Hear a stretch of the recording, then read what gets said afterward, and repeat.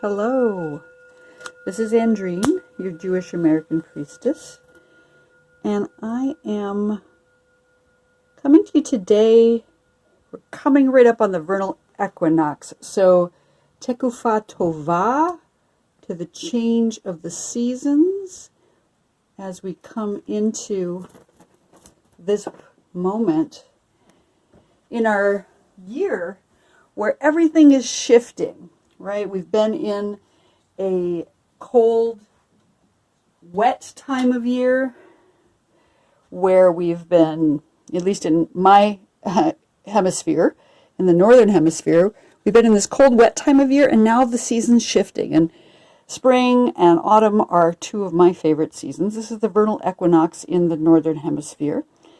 And because that's where I live, I am going to do a Hebrew reading today on the Empress. Now, traditionally, the month of Nisan and the constellation of Aries is affiliated with the Emperor, but the Empress comes first, and the Empress is that symbol of the vernal equinox, of the fecundity of the earth and all the lushness and receptivity of the spring. So I've got for you here today 4 Empress cards from 4 different decks, and I'm going to put the timestamps down below, and you can choose which one you'd like to see a reading from. Maybe that will help guide you. I'll turn over each of the cards so that you can see them, and then we'll see you in your reading. So number 1, this is from the Rider-Waite-Smith tarot deck, the traditional tarot deck, the Empress. And as I said, the Empress is the 3rd card, 1, 2, 3, and the Emperor's card number 4 in traditional. So she comes first. She always comes first. This is from the Aquarian tarot, our Empress here. And this one is from the Wildwood tarot. In this deck, she's called the Greenwoman. And the last deck we have on tap today is the Botticelli, Golden Botticelli Tarot. You can see her goldenness shining here. The Empress and all the different languages that come with her. Okay, so take a moment to discern which of these Empresses is calling to you today. Number 1, the Rider-Waite-Smith. Number 2, the Aquarian Tarot. Number 3, the Wildwood Tarot Greenwoman. Or number 4, the Golden Botticelli deck. And I will see you in your reading.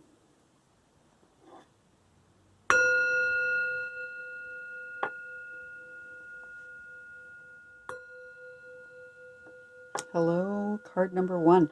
This is the Empress from the Rider-Waite-Smith tarot deck. And you can see that she is this beauteous, feminine character. She sits on a throne with the symbol of Venus, which is the sign of love, on the cushion here.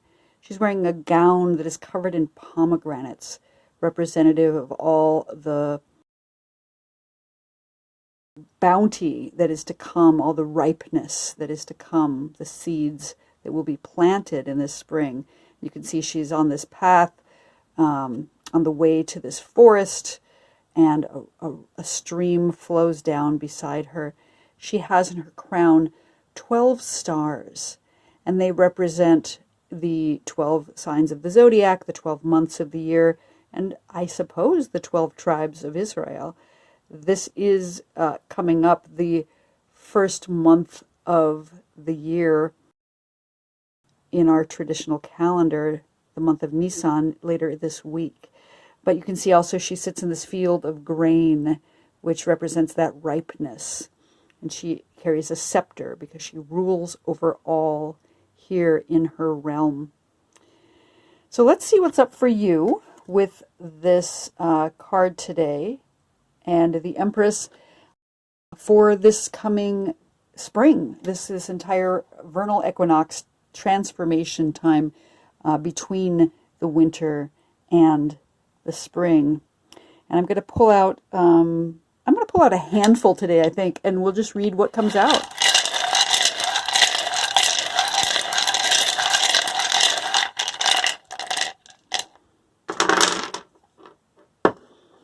And I'm going to take all of them. Let's turn them around so that they are facing upright. A nice tight cluster here. Okay, for those of you who chose the Rider-Waite-Smith deck, this is your reading for this upcoming springtime. And what I'm seeing as our central issue here is the letter Tzadi. And the letter Tzadi is the first letter of the word tzaddik, or tzedek, which means justice. So there's something coming up that is moving toward justice or righteousness in your life. I'll pull this up here. It's said that the tzadi looks a little bit like a nun with a yud on its back, and the letter nun is about humility, but it's traveling with the divine. So you can see that it's sort of bent over here and the yud on the back here. And so it's traveling with the divine and remaining humble through it all as you move toward justice. The letter Tzadi is the letter that represents hunting as well, Tza'id. So looking for righteousness in the world, looking for justice and righteousness in the world, or looking for pieces of the divine as we travel through, finding that light wherever it is in the universe. It is the number 90, which is perfect for the Empress here today. The number 90 is the ultimate manifestation of the number 9. 9 is the letter Tet, and Tet is the letter that is a womb and represents the 9 months of gestation. So as we come into this time of ripeness and the spring, we have this ultimate manifestation of that 9 months of gestation in the human body, 9 times 10. And Tet, the letter that is the number 9, also it stands for the word Tov, which means goodness. So this is an ultimate manifestation of goodness within. Tzadi corresponds in my reading of things to the mother Sarah. She was 90 years old when Yitzhak was born. And so she had waited her whole life to give birth to Yitzhak. And Yitzhak, which has the Tzadi in its name, his name says that any child who is born can be a tzaddik, can be someone who strives for justice. And so we have this ultimate manifestation of the goodness of gestation right in the center of our reading, which I love for the Empress here today. And also, interestingly, the tzadi corresponds to the tribe of Asher. And Asher is one of the 12 tribes that was born to Zilpah, who was the handmaid of Leah. And Zilpah came from possibly a different tribe than the Israeli tribes, and so she may have brought some of her own ideas about deity with her. From where I stand, all deity is oneness, and there are just different facets of it. But the tribe of Asher may have been named after Asherah, who represents the trees, who is venerated through the trees. And I love that, with also these trees here right behind the Empress in our card. So there's something about nature, something about being planted deeply in the ground. Some say that the tzadi looks a little bit like a tree growing up out of the earth as well. And it corresponds to the month of Shavat, or Shvat, which is the month in which we celebrate the birthday of the trees. So again, more of that growth and solidity and again, righteousness and justice that's coming here. And coming right before this, we have the letter Chet. And Chet is a representative of life. It is the letter that begins the word Hai, and it represents life. So the letter Chet is what's brought us to where we are, this idea of life.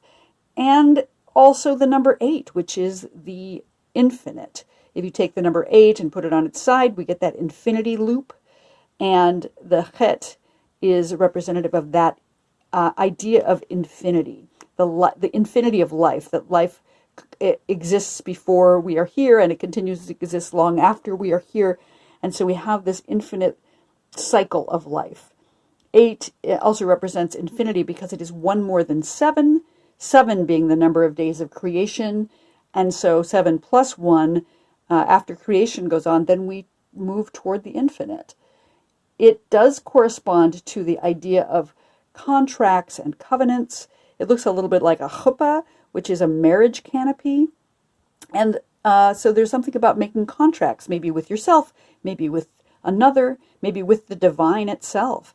Because the number 8 also is the day on which a child would be named and or circumcised. So there's that covenant that one makes with the divine in whatever way makes sense, that is also representative of the number 8. So we have something that came before where we've made a covenant with the divine, that we've got some kind of contract going on here. We've made a union of some sort, and it's brought us here to this justice. Down below the chet, we also have the letter Pei.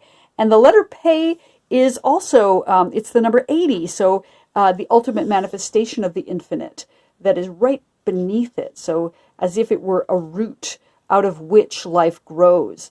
The Pei is a mouth. It's said to be the mouth of the divine, speaking the universe into existence. And it's got this spiral that goes infinitely in and infinitely out. So it does have that infinite quality to it as well. The Pei is about speaking one's desires into reality. So the universe was created, it is said, by the divine speaking out loud, let there be light, let there be heavens and earth and water, etc. And so we have this idea of being able to speak into existence that which we would love to see in the world. So as we come into this time of growth and fertility, it's very important to plant those roots deep down by speaking out loud what we would love to see in the world. And out of that grows life. Out of that grows the contract and the covenant that we make with the universe. Above this, I see the letter Yud, and the letter Yud is that seed. It's that first letter of the divine name, and it does represent that one seed that is planted. It's the smallest letter, and yet out of it, all things can grow. We've got a seed that might carry within it the makings of an entire orchard, or a sperm that could carry within it the entire makings of a people. And it is the first letter of the divine name, the Yud He Vav He, and so it represents that connection with divinity. It's that one point, the atom that is the building block of all of the universe. It also represents the word Yod, which means hand. So taking one's hand and starting to create with one's hand can also be represented by the Yud. It is the number 10, and so it has that ultimate manifestation of the number 1, the oneness of all, but times 10. So there is this largeness to the Yud. Even though it is the smallest of letters, it can create all things out of itself.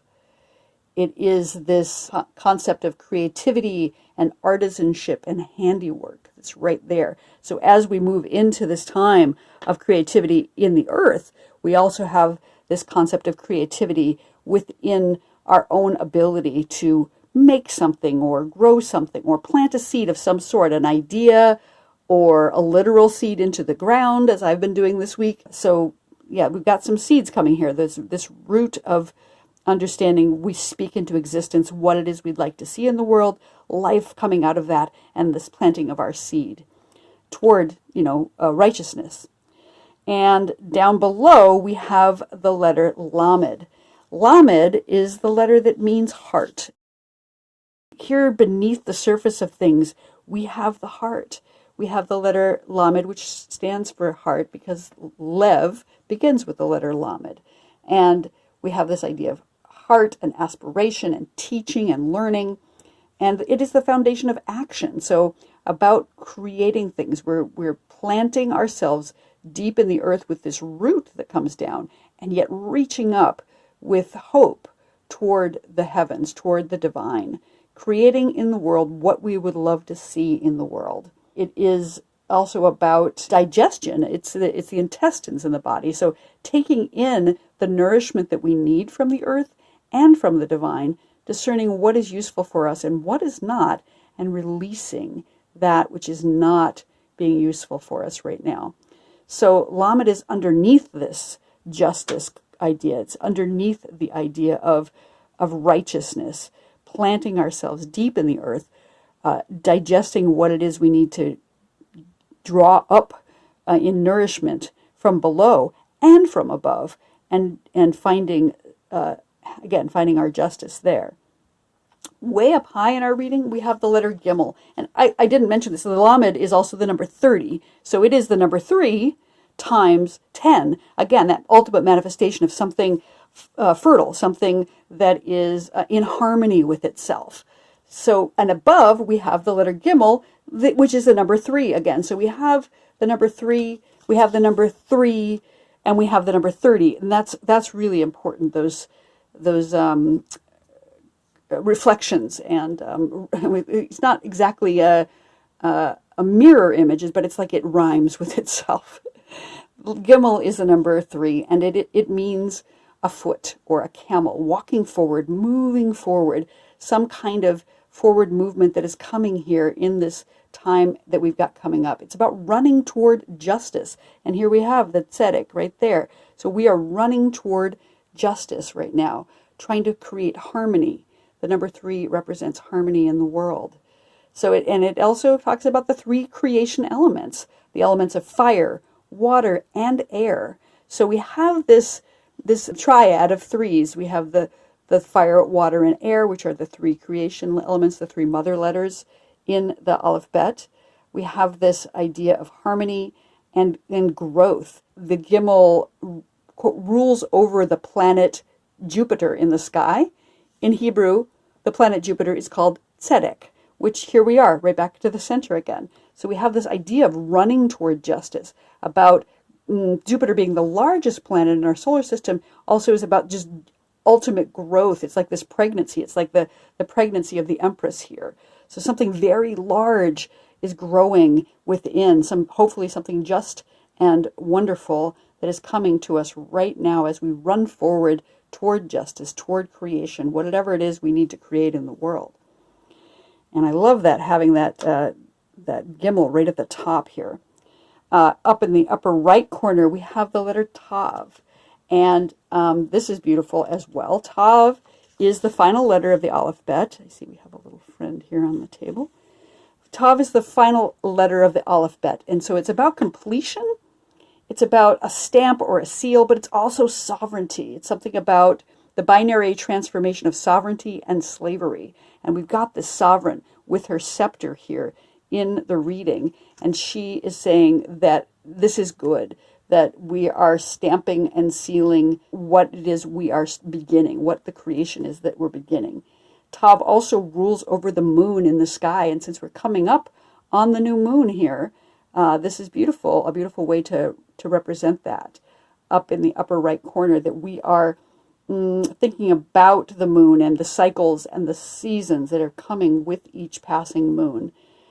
It is the last letter of the alphabet. It's also the last letter of the word emet, meaning truth.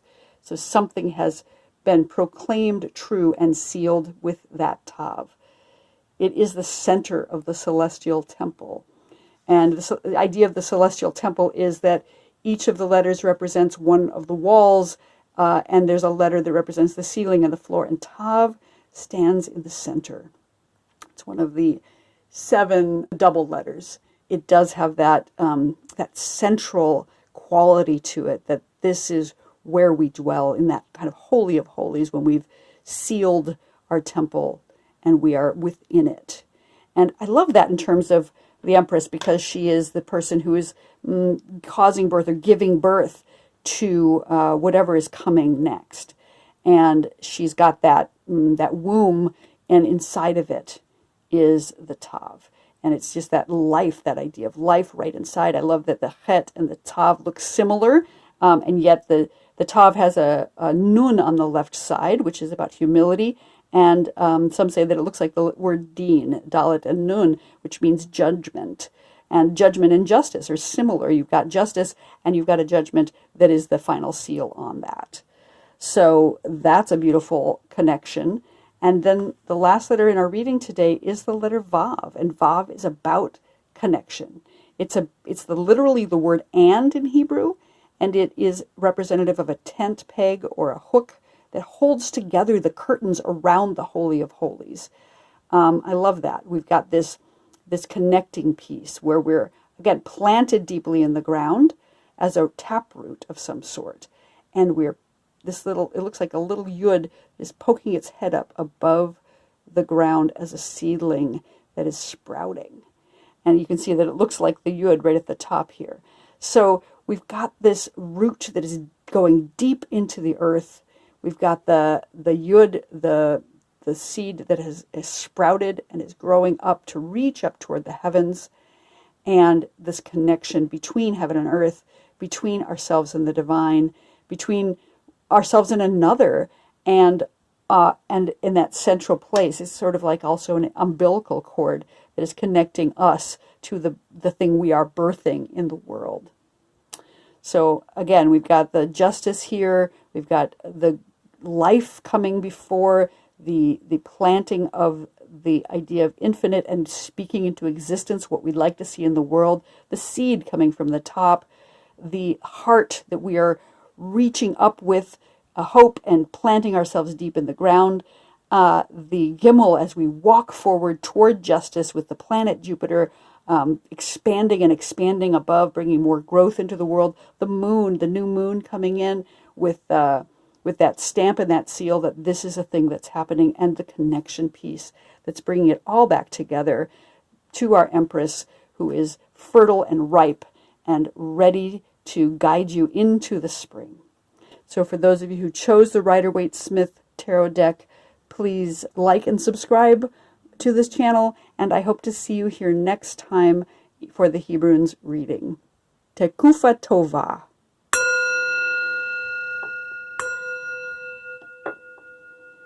Hello, card number 2. For those of you who chose the Aquarian tarot, here is your Empress for today. You can see that she has the sign of Venus on her shield, which represents the connection to love in the world, and she is the representation of fertility. She has 12 stars on her crown, which represent the 12 months of the year, the 12 signs of the zodiac, and the 12 tribes of Israel. You can see wheat growing here to represent the fecundity of her fertility here, and a scepter. She rules over with kindness and motherliness over all of things of the spring. I'm looking at her necklace, which looks like a little tree or a series of triangles, which also can represent the female body parts that produce life. So here we are. I think it's interesting. She's got stone cliffs behind her in this particular version. So she's representing that which can grow forth even in the midst of a stony, rocky place. So that's our Empress for today. We'll set her over to the side, and we're going to do a Hebrunes reading on the topic of what is coming up for you in this vernal equinox during the springtime. I'm just going to pull out a handful of them and toss them down, and we'll see what comes up in our reading.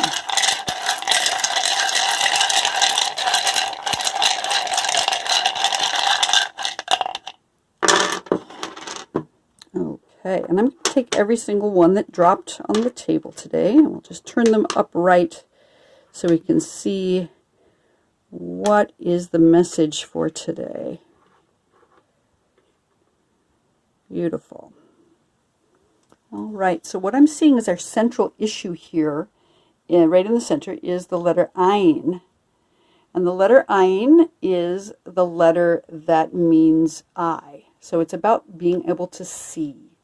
Seeing what your way forward, seeing what it is you need to see in the world in order to move into whatever your fertility is for this season. And it's also about being watched over by divinity.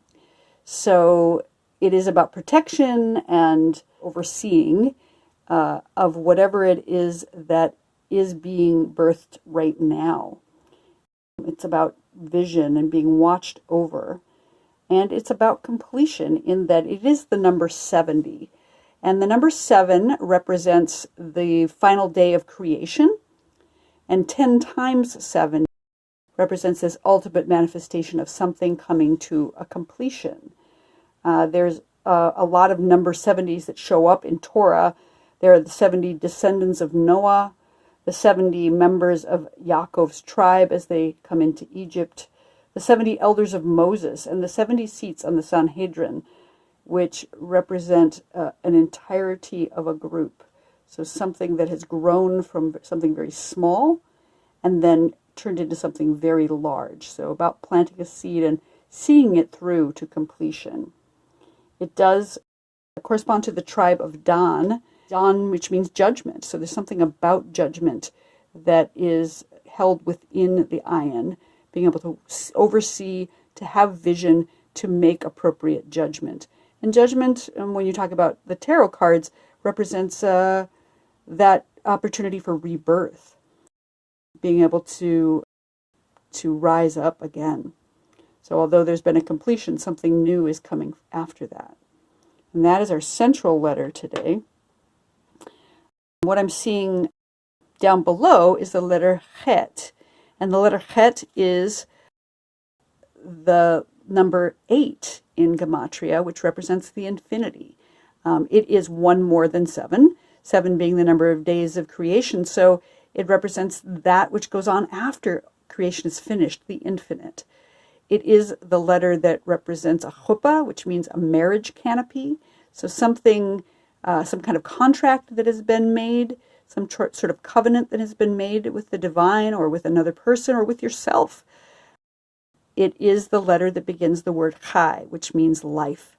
So because this is in the bottom placement, I would say in this reading, it represents life coming from beneath, like growing up from below.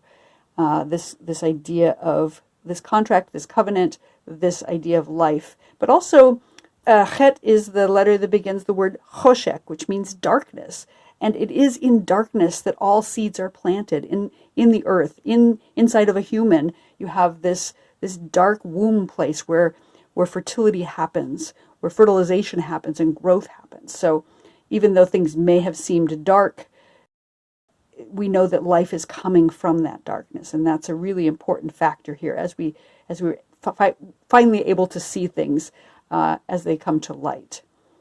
What's come here on the left side, we have the letter Kuf, and Kuf is the number 100 in Gematria, and so it's got this ultimate manifestation of the number 1, 1 being the image of the divine, of all things being made up of oneness, of all things returning to the one. And it is the first letter of the word kadosh, which means holy or sacred. So we've got some kind of sacredness here that's really important. The number 1 being manifest, and this designation for service to the divinity. There's this story that is told about creation where the divine tried to sequester its light into vessels in order to create space for the universe to be formed. And those vessels could not contain the light of the divine, so they shattered, and the light spilled out into the universe, as did the shells and the shards of those vessels. And Kuf is the first letter of the word klipa, which means shells or shards as well. So there may be something a little bit sharp that's come right before this, and yet also that divine light that is out there in the universe. So we've got both the holiness, the kadosh, and the klipa, and the balance between those two things. The letter Kuf corresponds to the month of Adar, which is just coming to a close this week. So we've had a little bit of joy perhaps in Purim and the month of Adar, and now we're closing that month and moving forward into the next cycle, which is the month of Nisan coming later in this week. So something that's come before us represents that light, those shells, and also the month of Adar coming to a close. Above that, we have the letter Zion. And Zion is the letter that represents a sword or a scepter. And I love that we've got the scepter here on the Empress card as well. So it's a sword or a scepter. So it represents sovereignty and personal sovereignty, I would say, and power that comes with that. There's a certain amount of magic that's affiliated with the Zion as well, because it is the number 7. And the number 7 is that final day of creation. So we've got the number 70 right in the center, and we've got the number 7 right next to it in the upper left. So it's about all those things 7, the lucky number 7, that we've got the day of Shabbat and the bride of Shabbat. The 7 weeks of the Omer, which are coming up after Pesach, where we count for 7 weeks in order to get from our liberation from slavery into our revelation at Sinai. It is representative of lightning in the sky as well. So there's something very powerful that's affiliated with this season as we move forward with vision into the next iteration. And right above us, we've got the letter Resh. And the letter Resh is the letter that represents the head in the body. It's the word Rosh, which means head. So Rosh Hashanah, Rosh Chodesh, the beginning of the month, the beginning of the year. And it's the binary transformation of seed and barrenness. So we've got this planting that's going on with the Empress, with the springtime, and we have to determine whether those seeds are going to break forth and blossom, if they're going to make something. So we have this right at the top, this idea of the seed coming up. And it looks a little bit like a bent head. So there's a certain amount of humility that comes with not knowing whether our seeds are going to sprout. It is the letter that begins the word Rosh, which means a poor one, somebody who is poor, impoverished. So humility again, that's coming at the same time as we see our way forward with our sovereignty. And I see Resh as corresponding to the matriarch Rachel. And Rachel is this beloved spouse of our patriarch Yaakov, who he loved so much that he worked 14 years in order to win her hand as his bride. But she had some problematic issues, in that it said that when she left her father's house, she stole his idols and carried them with her on the trek. And when she did that, Laban chased after to say, "Where are my idols?" she hid them under her skirts and did not tell the truth about where they were. So some say that the reason why she was barren for so many years was because of that stealing and that hiding of the idols and the lying about them. So she did eventually give birth to Yosef and Benjamin, but she was barren for so many years, and she did not have that fertility because she was not straightforward with regards to that event. And on the upper right corner, we have the Aleph, and the Aleph is the number 1. It represents oneness and wholeness and all things divine. You can see that it's got a Yud above and a Yud below and the Vav between. So it's a connection between the divine above and the divine below, between the heavens and the earth. But division also between those. The complicated issue of the Aleph being the number 1 and representing oneness of all things. And at the same time, it is about the multiplicity of the divine in all things. So you have both this unity, the oneness of all, and the multiplicity of the divine. For instance, we have trillions of stars in the universe, but we only have one universe. We have trillions of cells in our own bodies, but we only have one body. We have trillions of concepts of what God is, but we only have one divinity. And we are all made up of the same stuff. And so that oneness here is a reminder that regardless of whether things are looking good or we're having some difficulty right now or challenges in our life, that oneness is here. and that we all return to the one. So Aleph is here for us, and reminding us of the oneness of the divine, the connection and the division between the manyness, the Aleph, which means 1,000, and the Aleph, which means one. And all those coming together with divinity. We have the Lamed here, which represents heart. And the Lamed is the letter that begins the word Lev, meaning heart. We have it reaching up high to the heavens and planting itself like a root into the ground. And Lamed represents learning and teaching both. So perhaps we need to think about what we are learning right now and how we can teach that to others in order to learn it better in the world. It also represents the intestines in the body. So it can have to do with taking in both nutrition and information, discerning what is useful and what is not useful, and releasing that which does not serve us. And doing that with heart, because of the Lev here, reaching up with heart, planted firmly in the earth. And our final letter in the reading is the letter Dalet. And Dalet is the letter that means a doorway. It's the number 4 in Gematria. It's the 4th letter of the alphabet. And so it comes right after the 3. And we've got the 3 on the Empress card.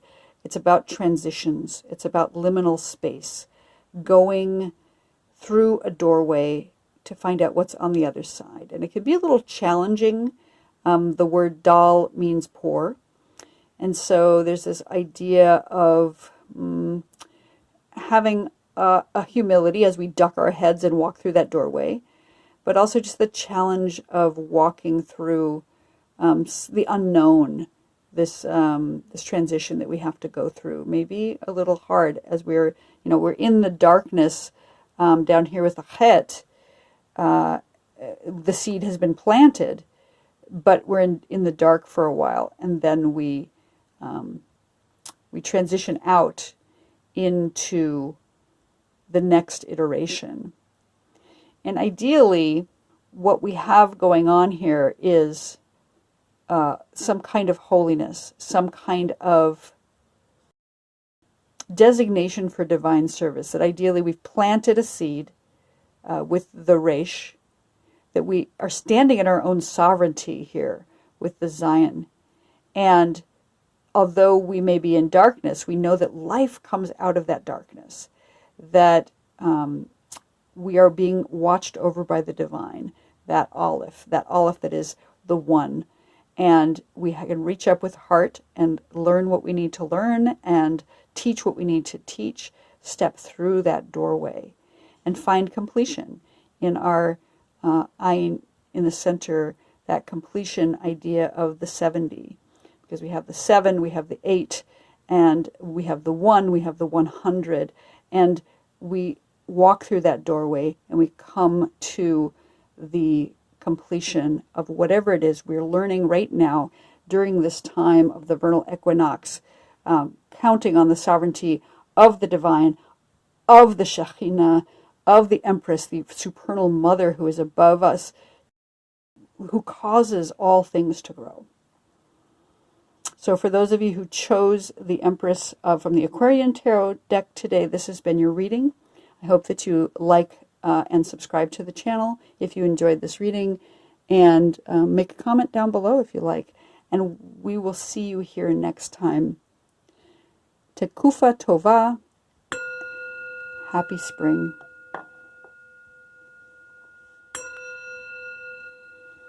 Hello, card number 3. You've chosen the card from the Wildwood Tarot, our Empress, who is known as the Greenwoman here. And you can see that she looks very, earthy. She's got the leaves just growing out of her face. Traditionally, the Empress has 12 stars on her crown. I'm guessing that there are 12 leaves, at least, growing out of her crown here. She has this beautiful torque necklace on with signs of circles and fertility. she's got this round belly, which is showing her fertility. And we can see these little creatures who are standing on her hands. One looks like sort of a wonderful little fox, squirrel, lizard, and this one looks like a little person with antlers, which represents protection. She's got this cauldron with the beautiful fertility symbol down below, opening itself up to receive that which is going to be planted. And of course the liquid within the vessel, which represents the mother of water and that which is needed for growth. And I'm seeing behind her, it looks like it could be leaves or feathers. It looks like leaves or feathers or stone even, because of the color of it. So in the midst of this stone area, she is shining light and creating fertility in the moment of the vernal equinox where we are now. So we're going to set her off to the side here, and we're going to do a Hebrew reading about what is coming up for you in this time frame of spring, this transition we're going through. So I'm going to grab a handful and we're just going to throw them down and see what comes up.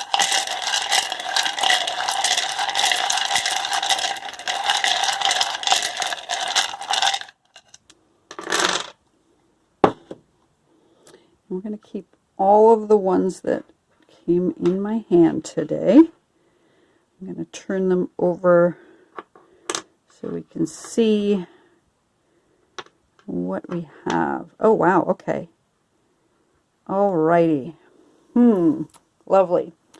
So in the very center of your reading, we have the Ein Sof. This is the blank, and it represents the infinite. It represents the time before time. It represents the ultimate manifestation of the void, the unendingness, the tohu vavohu, that which came before creation. And here we are in this moment of creation of spring, in this transitional time between, the cold, dark times and the new fertile times coming in. So we have this blankness, this primordial chaos out of which all things are created. It represents the material from which everything in our universe is created. That blank space, that blank page that gives us the ability to create. So it's about the infinite before creation, the oneness of all things, the zero-ness of all things when we go back before one. And I love that for the Empress. I love that we have this, sort of the cauldron here, this blank material, this stuff out of which all things will be created and grow. So beautiful, beautiful central issue for this reading. And I'm going to start at the top for this reading. At the very top, we have the ayin, which means I. It's the letter that represents the divine watching over us, watching over all things, and overseeing the growth of the universe with protection, and also with an eye to discerning what is growth and what is beautiful. It is the number 70 in Gematria, so it represents a completion of a thing, 7 being the number of days of creation, and 10 times 7 being this ultimate manifestation of completion of a creation. Maybe we'll be able to see more clearly as we walk forward into the spring what is being created. It's maybe a little bit of a challenging time because we don't have a clear vision, but that clear vision is there for us. We have this blankness right now. Maybe we can't see what's happening, but the divine is watching over, and it is going to give us the ability to see things as we move forward into this season. And I love that here. We have the letter Aleph, which is the representative of the 1 after the 0. We have the 1. So it represents all things oneness. You can see that it has the Yud above and the Yud below and the Vav between. So divinity above, divinity in the world, and connection between. connection and division between each of those things. So this idea that oneness exists for us, in us, and we are made of it, is that first letter. It is said that the universe was created by the divine carving these letters as channels through which divinity will pour into the universe. So we've got the Ein Sof, which is the material in which these letters were carved. And this is the very first letter, the Aleph. That's beautiful that we have the oneness. We know that we have the divine here with us, connecting with us, both, again, in the heavens and in the earth, as above, so below. So as we create in the world, it reflects back up into the creation of divinity in the heavens. And so we have one here near the top as we're being watched over by the divine. And interestingly, the next letter in this cycle is the Beit, and Beit is the number 2. It is the first letter in Torah, Bereshit, which means in the beginning. So after the Aleph comes the Bet, and Beit is that which represents a house or the home or some place where our souls dwell. It can represent the earth itself as a dwelling place for humanity. It can represent our body in that we live inside of our bodies. And Beit is the letter that rules over the day of Shabbat. So it is the letter that asks us to rest. It asks us to take care of our own bodies and to really listen in. I see Beit as being connected to the matriarch Sarah, the wife of Abraham, and she became the ultimate hostess in that she entertained guests in her tent, and she made her home wherever she went as a traveler in the desert with Abraham, the matriarch Sarah, as the one who can make her home wherever she dwells and welcomes in the guests and the strangers when they come to her tent. The letter Bet. How do we make our home in the universe? How do we build a space for ourselves in the place where we're living now? The next letter on this cycle is the letter Kaf. And the letter Kaf is the number 20. So it's 10 times Beit. Beit being the number 2. So here's this ultimate manifestation of home, but it is it's about power, right? So it's the first letter of the word koach, which means power, and the first letter of the word keter, which means crown. So it can have to do with sovereignty. It can have to do with being the sovereign of your own body, of your own home. It is the palm of a hand, is what they say. It looks like a palm of a hand here, reaching out to give and or receive what is necessary.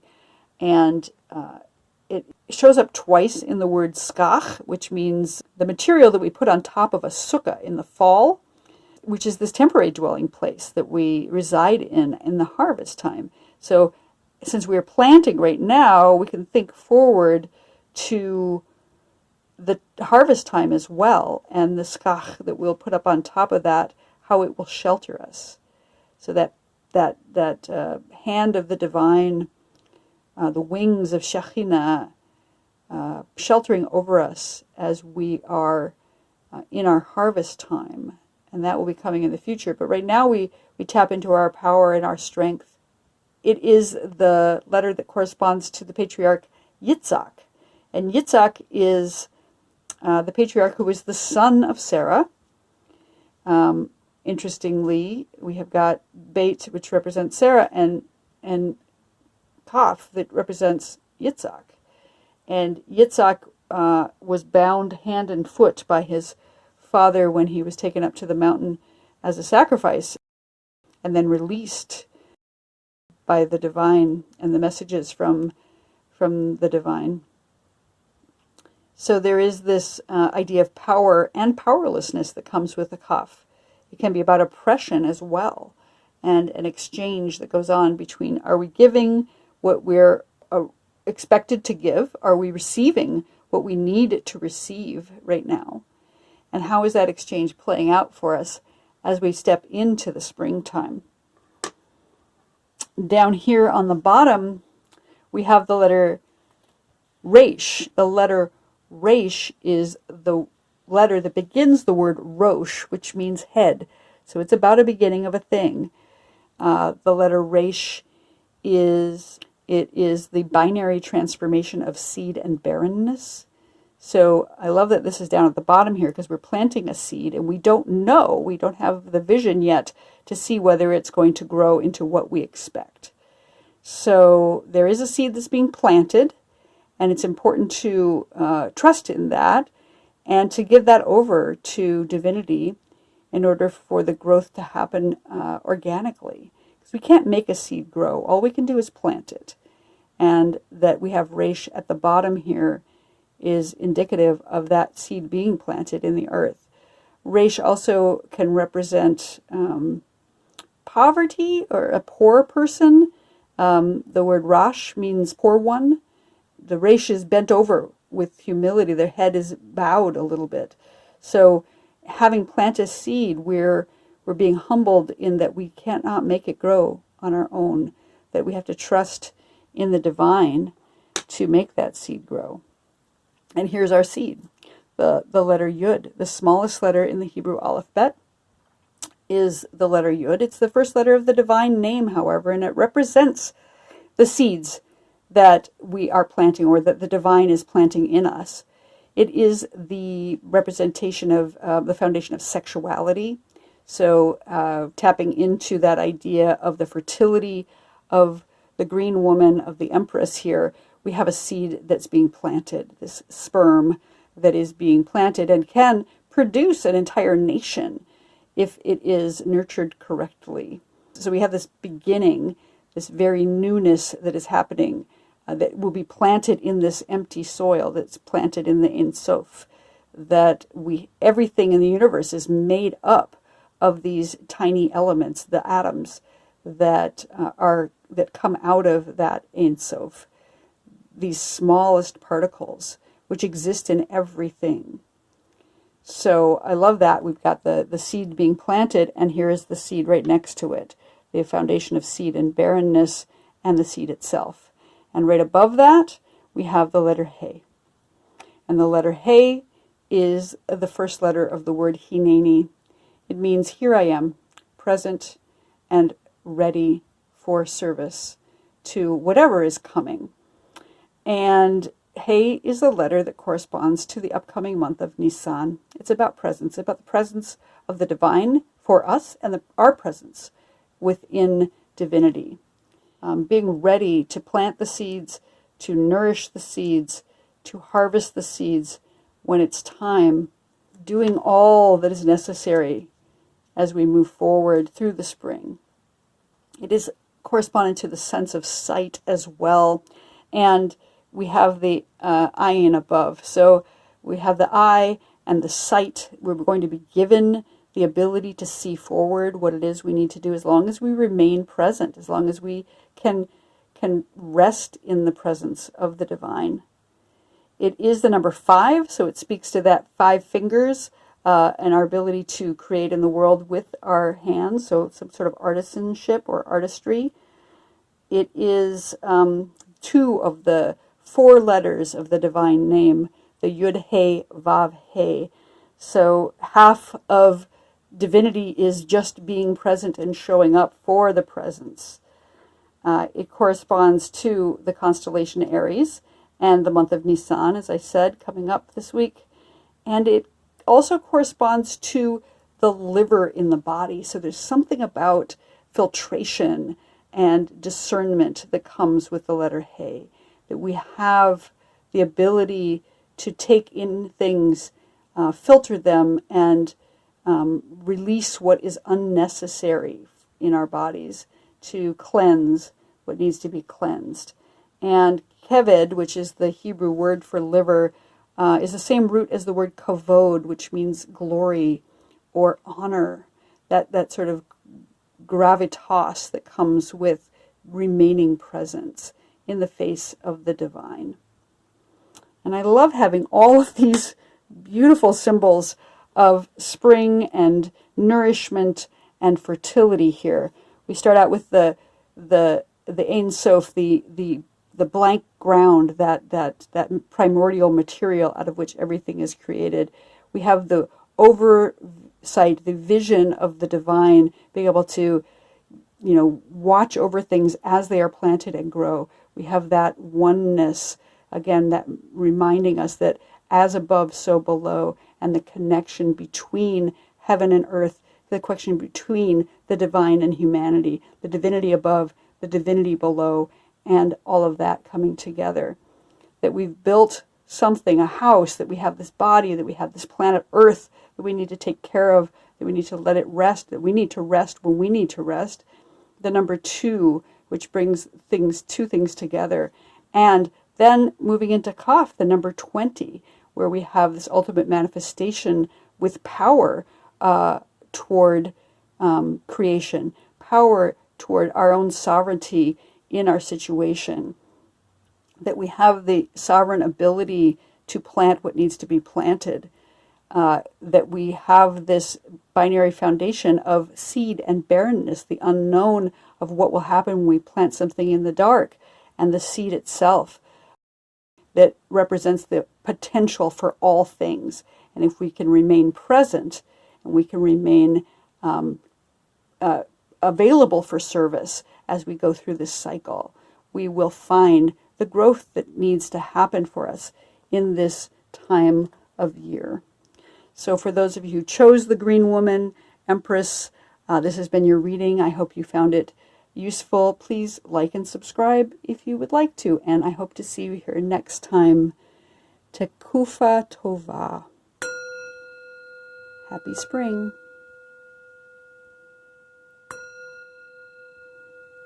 Hello, card number 4, people. This is the card that you chose today from the Golden Botticelli deck, the Empress. She is sitting on her throne. You can see under her foot is some sort of paper. On her gown, we have roses, flowers of some sort. The redness of her cloak, which in traditional art oftentimes represents the carnal aspect of humanity, that sexuality, which is so appropriate for the Empress. And she's holding a scepter in her hand. You can see she has a crown. It is traditionally 12 stars on her crown, representing the 12 constellations, the 12 months of the year, the 12 tribes of Israel. And she's sitting on this stone throne and representing that fertility that is inherent in our springtime, our vernal equinox here today. We're going to set her aside here. And we're going to pull out a handful of Hebrunes today to get an idea of what is it that is coming up for us right now in this spring season. I'm just going to take a handful and throw them down and see what we have.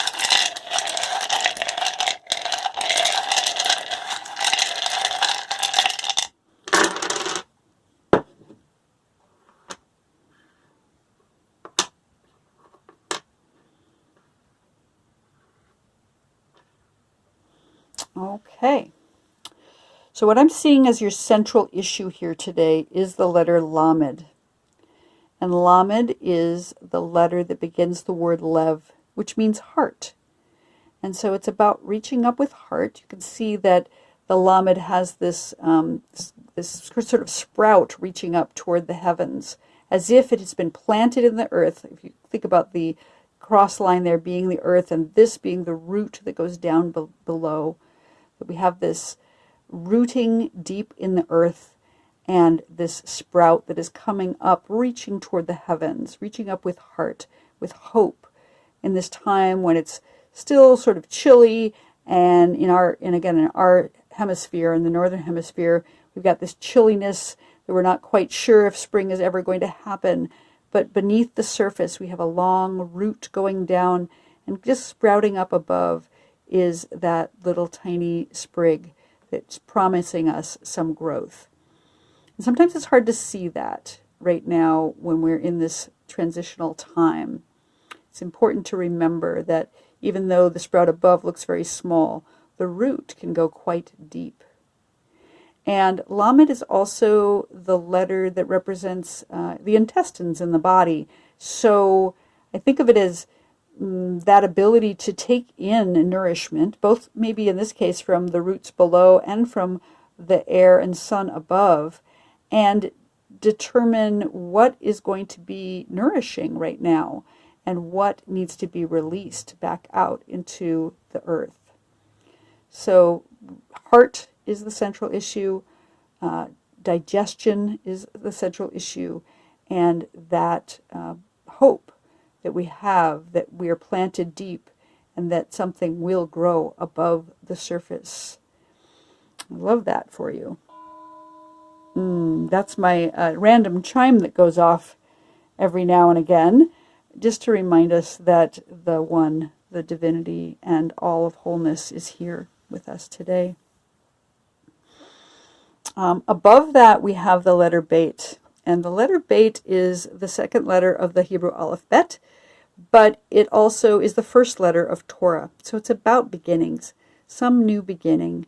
It represents the mouth in the body, speaking something forward into existence.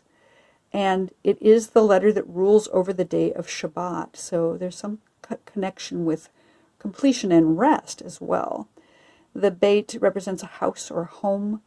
It can be a literal house where you live, a building. It could also be a building that is a house of learning or a house of worship. But I often see it as the body itself, where our soul dwells, or the earth itself, where we all live right now in this universe. So Beit is about something home, something beginning. It can be about taking care of our bodies and taking care of the earth with that idea of Shabbat and the home. And just sitting and taking care of ourselves at this time as we're waiting for spring to begin.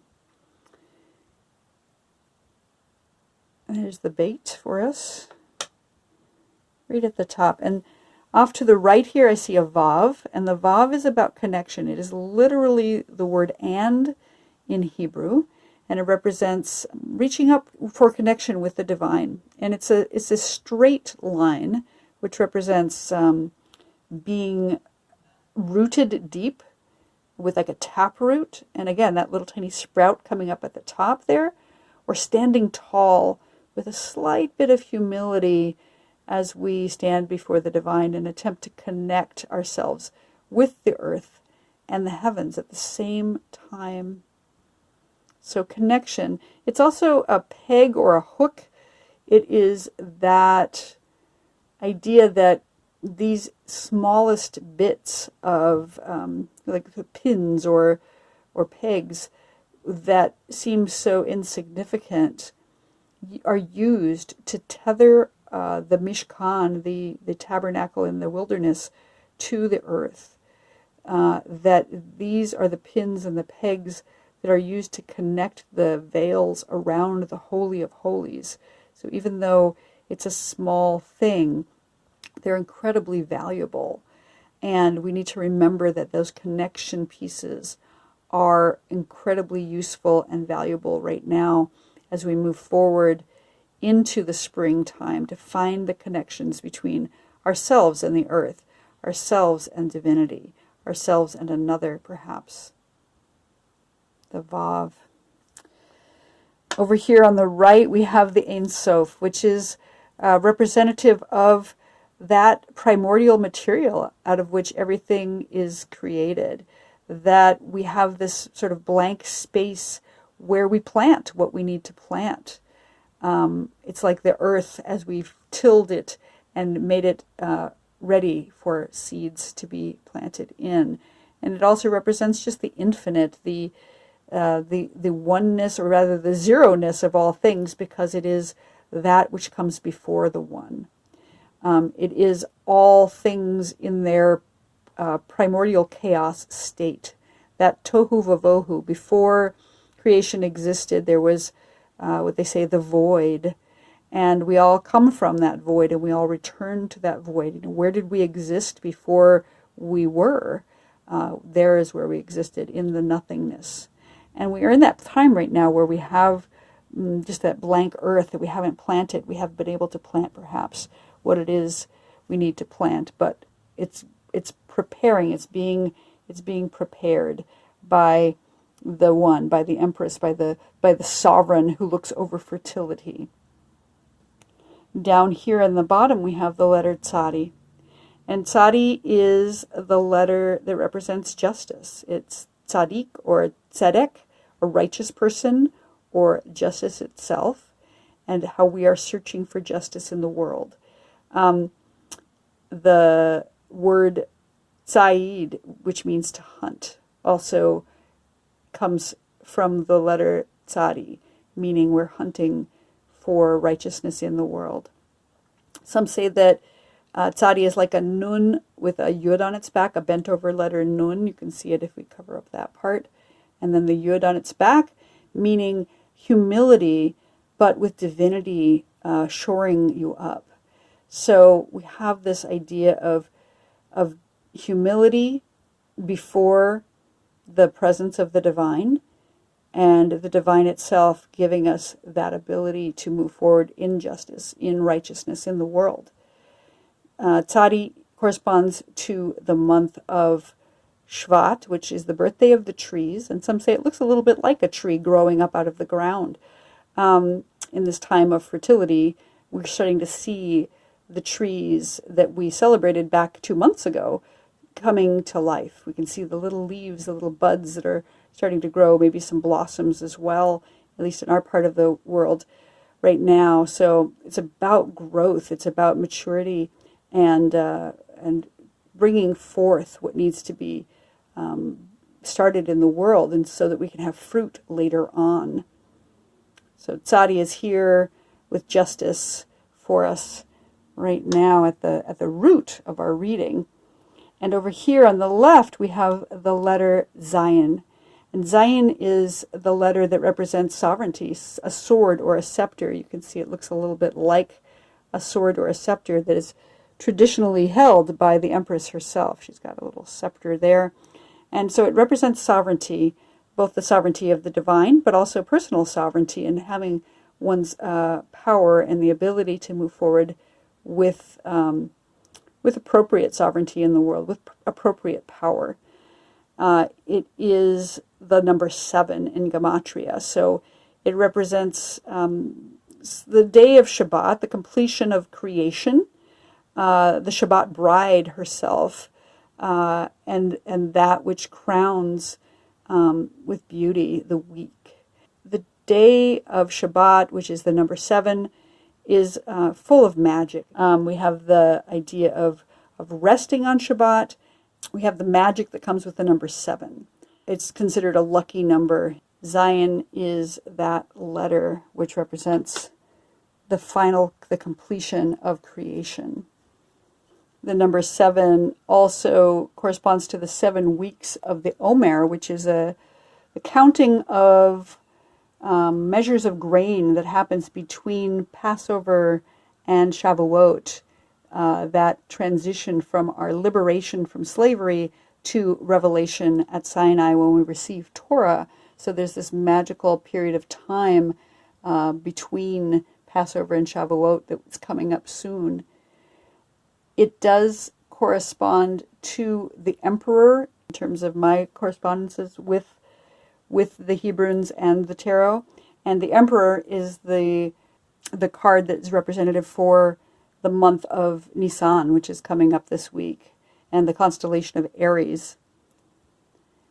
Also, the letter Zayin corresponds to the sense of smell in the body. And in this period of time where things are warming up and the flowers are starting to blossom, or the earth is just melting, there's this enhanced sense of smell in the world. And I love that with regards to the Empress, that she brings forth this this sense, this very earthy sense of fertility that comes with the sense of smell. Over here on the left, we have the letter Kuf.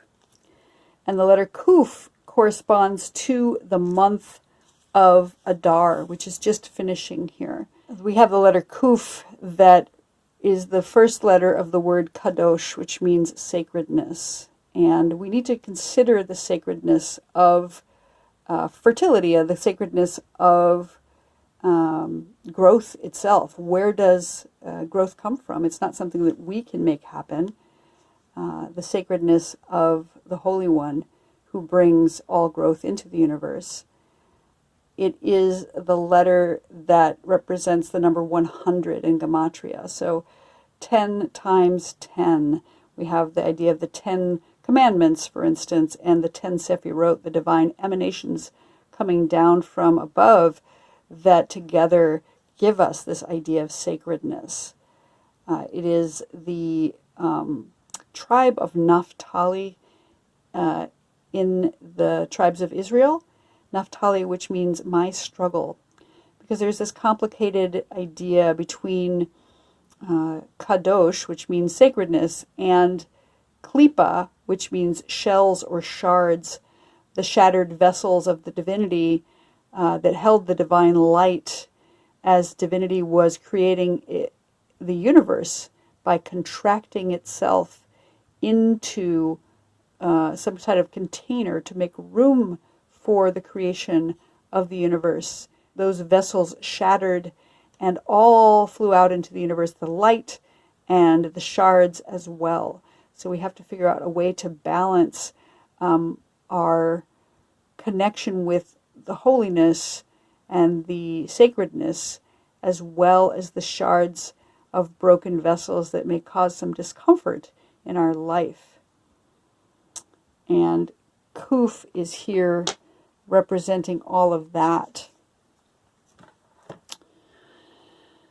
And so as we move forward into the springtime, we have our heart here that is guiding us in learning and in teaching and in discerning what is useful nourishment and releasing that which is not useful. We take care of our bodies and the earth by taking appropriate rest when we need to for ourselves, trusting in the growth that is coming. We have connection here as we reach up with a straight, tall spine and root deeply into the earth, trusting that that sprout will come as we have this earth that we're preparing, this blankness, the void, the tohu vavohu, right here to that primordial chaos from which we are all born and to which we all return at the end of time. We have the tzadi, which represents justice, but also it is the number 90 in Gematria, which is that ultimate manifestation of fertility, 9 being the 9 months of gestation, and 10 times 9 being that ultimate manifestation of gestation. The number 9 in Hebrew is the letter Tet, which means Tov and goodness and fertility. So this ultimate manifestation of fertility as well, and brings us back to that birthday of the trees that we celebrated in the month of Shvat, which prepared us for this period of time when we are seeing the trees put forth leaves and put forth buds and flowers even at this time of year, this trees growing up to show us that fertility coming into fruition. The letter Zion, which is that sword and scepter and that sense of smell that comes with the transformation, the magic of the season. The number 7, the Shabbat bride, the final day of creation, once that seed has been planted and some finality has come. It is this idea of power and sovereignty, that sword and the scepter being held by the Empress herself.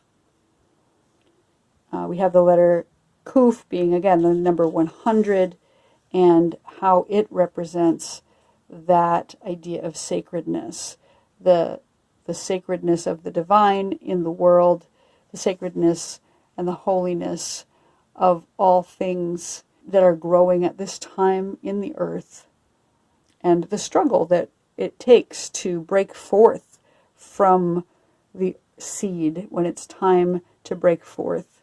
Sometimes it's challenging to break out of the seed and grow. And so there is this struggle. Naphtali means my struggle.